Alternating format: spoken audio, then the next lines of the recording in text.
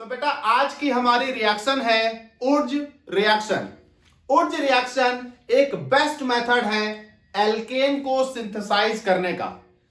इस मेथड में दो एल्किल हैलाइड लेकर उनकी रिएक्शन करा दी जाती है सोडियम मेटल के साथ इन ड्राई ईथर मीडियम। तो देखें, आप दो एल्किल हैलाइड ले लीजिए। ये आपकी चॉइस है कि वो दोनों एल्किल हैलाइड सेम आप चाहें तो रख सकते हैं और आप चाहें तो डिफरेंट भी रख सकते हैं। हालांकि जब आप डिफरेंट एल्किल हैलाइड लेते हैं तो बड़ी कंडीशन अप्लाई होती है, मैं बाद में भी बड़ी डिटेल में बात करूंगा। तो उर्ज रिएक्शन में दो सेम या डिफरेंट एल्किल हैलाइड्स की रिएक्शन करा दी जाती है सोडियम के साथ इन ड्राई ईथर मीडियम। तो ईथर ले लिया as a medium, dry ether. ये एल्किल हैलाइड का एल्किल ग्रुप और इस एल्किल हैलाइड का ये एल्किल ग्रुप आपस में रिएक्शन करके बना देगा एल्केन और आपके दोनों हैलोजन निकल जाएंगे, सोडियम के साथ निकल जाएगा NaX। तो ये कहलाएगी उर्ज रिएक्शन। कहा गया जब दो सेम या different alkyl halide sodium metal के साथ ट्रीट की जाती हैं ड्राई ईथर के मीडियम में तो हमें एल्केन प्राप्त होता है और रिएक्शन कहलाती है उर्ज रिएक्शन। जरा गौर करिए, ये जो दोनों एल्किल हैलाइड आपने ली हैं, ये दोनों एल्किल हैलाइड आपकी सेम हो सकती थी, डिफरेंट हो सकती थी। अगर आप दोनों एल्किल हैलाइड सेम लेते तो कोई प्रॉब्लम नहीं होती आपको। तो मैं यहां दो केस लिख रहा हूं। ये मेरे पास है केस 1। अगर हम दोनों एल्किल हैलाइड सेम ले लें, मतलब if R equals to R dash, मतलब इस एल्किल हैलाइड का एल्किल ग्रुप दूसरी वाले एल्किल हैलाइड का एल्किल ग्रुप सेम है। मतलब अगर R CH3 है तो R डैश भी CH3 है, R C2H5 है तो R डैश भी C2H5 है। तो दोनों सेम एल्किल हैलाइड हैं। और साथ ही साथ मान लेता हूं X इक्वल्स टू कुछ भी, तो मान लेता हूं X इक्वल्स टू Br, कोई भी हैलोजन। तो ये मेरे पास पहला केस हो गया। तो ये मेरे पास हो गया बेटा CH3Br। नाउ ये आपके पास हो गया CH3Br प्लस ये रिएक्शन करा दी सोडियम से। नाउ ये भी आपके पास हो गया CH3Br। जैसे आपने ड्राई ईथर के मीडियम में ये रिएक्शन कराई, ये Br सोडियम के साथ निकल जाएंगे और दोनों CH3 कंबाइन करके ये बना देंगे आपके पास एथेन और निकल गया 2NaBr। तो ये आपके पास हो गया एथेन, ये आपके पास हो गया एथेन। ठीक है भाई, चला एक चीज और समझिए। मान लीजिए आपका केस दूसरा है, ये मेरे पास है केस 2। इसमें मैं क्या करता हूं कि दोनों एल्किल हैलाइड में सेम नहीं रखता। R does not equal to R dash. इसका मतलब यह हुआ कि R और R डैश दोनों सेम नहीं है। जब R और R डैश दोनों सेम नहीं है तो मान लीजिए R तुम्हारा CH3 है तो R डैश CH3 नहीं हो सकता, फिर उसको छोड़कर कुछ भी हो। तो यहां पर R does not equal to R dash and X equal to Br लेते हुए एक रिएक्शन अगर मैं लिखूं तो जरा सिचुएशन समझिएगा। ये हो गई CH3Br, ये हो गया 2Na प्लस ये हो गया Br CH2CH3। जब मैंने ये रिएक्शन कराई ड्राई ईथर के मीडियम में, तो आपने जब यहां कराया था तो एथेन प्राप्त हुआ था। जब यहां कराया तो जानते हैं हमें एक नहीं, हमें 3 एल्केन प्राप्त हुए। 3 एल्केन्स एज अ प्रोडक्ट यहां प्राप्त हुए, यानी एक पूरा का पूरा मिक्सचर प्राप्त हुआ है एल्केन का। तो ये जरा गौर करने वाली बात है। जब हम दो सिमिलर एल्किल हैलाइड उर्ज रिएक्शन में इस्तेमाल करते हैं तो हमें एक ही प्रोडक्ट प्राप्त होता है। लेकिन जब हम दो डिफरेंट एल्किल हैलाइड उर्ज रिएक्शन में इस्तेमाल करते हैं तो हमें 3 तरह के एल्केन प्राप्त होते हैं, 3 डिफरेंट एल्केन प्राप्त होते हैं। अब ये क्यों हो रहा था, जरा इसको समझ लेते हैं। देखिए, जब आप एल्केन को बनाने के लिए सिर्फ एक ही तरह की एल्किल हैलाइड का इस्तेमाल कर रहे हो, CH3Br।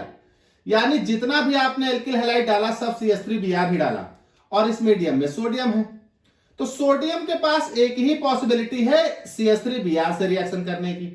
तो जब सोडियम CH3Br से रिएक्शन करेगा तो सिर्फ यही एक पॉसिबिलिटी बनेगी। लेकिन जब आप ये वाला केस लेते हो, ये वाला केस, तो इसमें आपने दो एल्किल हैलाइड डाली, CH3Br, और दूसरी एल्किल हैलाइड आपने डाली CH3CH2Br मान लो, और यहां सोडियम। तो अब सोडियम के साथ एक पॉसिबिलिटी देखिए इनके साथ, मतलब दोनों मॉलिक्यूल इन्हीं के ले ले, रिएक्शन कर ले। एक पॉसिबिलिटी सोडियम के साथ इनके साथ भी तो है, दोनों मॉलिक्यूल इसके ले ले और रिएक्शन कर ले। और एक पॉसिबिलिटी ये है कि एक मॉलिक्यूल ये इनका ले और एक मॉलिक्यूल ये इनका ले। तो पहली पॉसिबिलिटी है कि दोनों मॉलिक्यूल इन्हीं का लेकर रिएक्शन कर ले, दूसरी पॉसिबिलिटी है दोनों मॉलिक्यूल इन्हीं का लेकर रिएक्शन कर ले, अगली पॉसिबिलिटी एक मॉलिक्यूल इनका और एक मॉलिक्यूल इनका। तो अगर सोडियम दोनों मॉलिक्यूल इनका ही लेगा तो CH3CH3 यानी एथेन बनेगा। उस सिचुएशन में इस रिएक्शन में एथेन बनेगा। अगर दोनों मॉलिक्यूल इनका लेगा तो 2 कार्बन और 2 कार्बन यानी 4, तो यहां ब्यूटेन बनेगा। अगर एक कार्बन इनका और एक 2 कार्बन इनके, मतलब एक ये एल्किल हैलाइड और एक एल्किल हैलाइड, तो ये बनेगा प्रोपेन। तो यहां 3 पॉसिबिलिटी हैं, ये तीनों बनेंगे। अब मान लीजिए आपने जितना लिया होगा उसमें से कुछ सोडियम इनसे रिएक्शन करेगा, कुछ सोडियम सिर्फ इनसे रिएक्शन करेगा, कुछ सोडियम इन दोनों से रिएक्शन करेगा और बनाएगा इन 3 तरह की प्रोबेबिलिटी क्रिएट करेगा, 3 तरह का प्रोडक्ट बनाएगा। तो कहा गया कि उस रिएक्शन में अगर आप एक ही तरह का एल्किल हैलाइड लो तो आपके पास एक ही प्रोडक्ट यानी एक ही एल्केन प्राप्त होता है। लेकिन अगर उस रिएक्शन में 2 अलग अलग तरह के एल्किल हैलाइड ले लो तो आपको 3 तरह के प्रोडक्ट प्राप्त होते हैं। चलिए भाई, यहां एक बात याद रखिएगा, बहुत इंपॉर्टेंट है। तो जरा यहां एक बात याद रखिएगा, जब आप 2 एल्किल हैलाइड जो ले रहे हो वो सेम है, तो जरा गौर करिए, वो सेम एल्किल हैलाइड दोनों या तो ऑड कार्बन की हो सकती हैं या वो दोनों सेम इवन कार्बन की हो सकती हैं। तो अगर वो दोनों ऑड और ऑड की हैं तो मैथ्स कहती है ऑड जुड़कर इवन बनेगा, और मैथ्स कहती है इवन जुड़कर भी इवन बनेगा। इसका मतलब जब आप दोनों एल्किल हैलाइड सेम लोगे तो आपका जो प्रोडक्ट आएगा यानी एल्केन जो आएगा वो हमेशा इवन कार्बन का होगा। मतलब चाहे आप दोनों ऑड कार्बन के लो, भाई एक कार्बन के एल्किल हैलाइड एक कार्बन के एल्किल हैलाइड से मिलेगा तो एक एक जुड़कर 2 कार्बन का एल्केन बनेगा। 2 कार्बन के एल्किल हैलाइड 2 कार्बन के एल्किल हैलाइड से मिलेगा तो 2 जुड़कर 4 कार्बन का एल्केन बनेगा। 3 कार्बन के एल्किल हैलाइड 3 कार्बन के एल्किल हैलाइड से मिलेगा, 3 जुड़कर 6 बनेगा। तो यानी आप चाहे 2 ऑड या 2 इवन जोड़े, प्रोडक्ट इवन ही आना है। यानी केस 1 में हमेशा इवन प्रोडक्ट ही प्राप्त होगा। अगर आपको ऑड एल्केन बनाना है तो केस 2 लगाना होगा, मतलब एक आप इवन कार्बन की लो और एक आप ऑड कार्बन की लो, तो इवन ऑड जुड़कर ऑड होता। लेकिन यहां पर जब मैंने ऑड कार्बन बनाने की कोशिश की तो जब मैंने एक इवन लिया एक ऑड लिया, मतलब एक अलग ली, तो यहां 3 तरह की कंडीशंस क्रिएट हो गई। और जब 3 तरह की कंडीशंस क्रिएट हो गई तो 3 तरह की कंडीशन में पहली कंडीशन कहती है सोडियम इन्हीं के 2 मॉलिक्यूल से रिएक्शन कर ले, और अगर इन्हीं के 2 मॉलिक्यूल से रिएक्शन कर लेगा तो ये वाला केस लग जाएगा, इवन प्रोडक्ट आ गया। सोडियम इन्हीं के 2 मॉलिक्यूल से रिएक्शन कर ले और सोडियम इन्हीं के 2 मॉलिक्यूल से रिएक्शन कर लेगा, फिर यही केस लग जाएगा सेम, तो हमारे पास फिर इवन आ गया। तीसरा केस है कि एक इनका ले ले तो ऑड, यानी ऑड बनाने की कोशिश की तो हमारे साथ प्रॉब्लम क्या आई कि 3 प्रोडक्ट बन गए और उन 3 में से 2 फिर से इवन ही है, एक ऑड है। तो यहां पर अब जरा कुछ बातें समझिए कि अगर हम ऊर्ज रिएक्शन की बात करें तो ऊर्ज रिएक्शंस में कुछ लिमिटेशंस हैं। पहली लिमिटेशंस की अगर हम बात करें तो ऊर्ज रिएक्शन की सबसे पहली लिमिटेशन यही है कि this method is not best for the synthesis of odd carbon alkane. ये ऑड कार्बन एल्केन बनाने के लिए बेहतर नहीं है। तो कहा गया this method is not good for synthesis of odd carbon alkanes, क्योंकि जब आप ऑड कार्बन एल्केन बनाने की कोशिश करोगे तो ये वाला केस 2 लग जाएगा और आपको 3 प्रोडक्ट प्राप्त हो जाएंगे और उन 3 प्रोडक्ट में 2 फिर से इवन ही होंगे। ऑड 33% यानी बहुत कम होगा, ना के बराबर। दूसरा मेथड, दूसरा इसका लिमिटेशन जरा समझिए। आप ऊर्ज रिएक्शन में कम से कम एक कार्बन के एल्केन हैलाइड तो लोगे ही, और एक जुड़कर कम से कम 2 कार्बन का एल्केन बनेगा। इसका मतलब ऊर्ज मेथड में हम मेथेन नहीं बना सकते। तो इस रिएक्शन में methane can not form, methane नहीं बनाया जा सकता इस मेथड में। तीसरी बात और चौथी बात बड़ा ध्यान समझिएगा, इस मेथड में एल्किल हैलाइड्स इस्तेमाल हो रही हैं, लेकिन इस मेथड में एल्किल फ्लोराइड इस्तेमाल नहीं होती। Alkyl fluoride does not used, alkyl fluoride इस मेथड में इस्तेमाल नहीं होती। और चौथा, एल्किल फ्लोराइड तो होते ही नहीं, इसका मतलब alkyl chloride, alkyl bromide, alkyl iodide होती हैं, लेकिन उसमें भी टर्सरी एल्किल हैलाइड्स जो है इस्तेमाल नहीं हो सकती। टर्सरी एल्किल हैलाइड्स इस मेथड में इस्तेमाल नहीं होती, डज नॉट यूज, क्योंकि ये ऊर्ज रिएक्शंस नहीं देंगी। तो ये 4 लिमिटेशंस बड़ा आपको ध्यान रखने होंगे। ये मेथड ऑड कार्बन को बनाने के लिए बेहतर है कि इवन, तो आप कहोगे इवन को बनाने के लिए बेहतर है, ऑड को नहीं बनाता। मेथेन बना सकता है? नहीं बना सकता। सर एल्किल फ्लोराइड इस्तेमाल कर सकते हैं? नहीं कर सकते। टर्सरी एल्किल हैलाइड्स इस्तेमाल कर सकते हैं? नहीं कर सकते। तो ऊर्ज रिएक्शन बेस्ट मेथड है आपके पास एल्केन को बनाने का, लेकिन कुछ लिमिटेशंस भी इसमें हैं। बात कर लेते हैं जरा मैकेनिज्म की। इसके मैकेनिज्म पे बड़ा सवाल उठते हैं, तो हम आपको समझाते हैं कि एक्चुअली ये सवाल इसलिए उठते हैं क्योंकि इसकी मैकेनिज्म वास्तव में 2 तरह की होती है। ऊर्ज रिएक्शन की मैकेनिज्म 2 मेथड से होती है, डिपेंड करता है कि ऊर्ज रिएक्शन किस तरह के सिचुएशन में हो रही है। ऊर्ज रिएक्शन की मैकेनिज्म सिचुएशन के आधार पर 2 तरह से होगी। अगर आप रिएक्शन सॉल्यूशन फेज में करा रहे हैं तो ऊर्ज रिएक्शन आयनिक मैकेनिज्म के द्वारा होगा, और अगर आप वेपर फेज में करा रहे हैं तो Wurtz reaction free radical mechanism के द्वारा होगा। तो हेडिंग डालते हैं, मैकेनिज्म बड़ा इंपॉर्टेंट है, जरा ध्यान से देखिएगा। पहला केस मैं लेता हूं, अगर आप इन सॉल्यूशन करा रहे हो, इन सॉल्यूशन, अगर ऊर्ज रिएक्शन सॉल्यूशन में हो रही है तो ये आयनिक मैकेनिज्म के द्वारा होगी, ये होगी थ्रू आयनिक मैकेनिज्म, थ्रू आयनिक मैकेनिज्म। देख लीजिए कैसे होगी।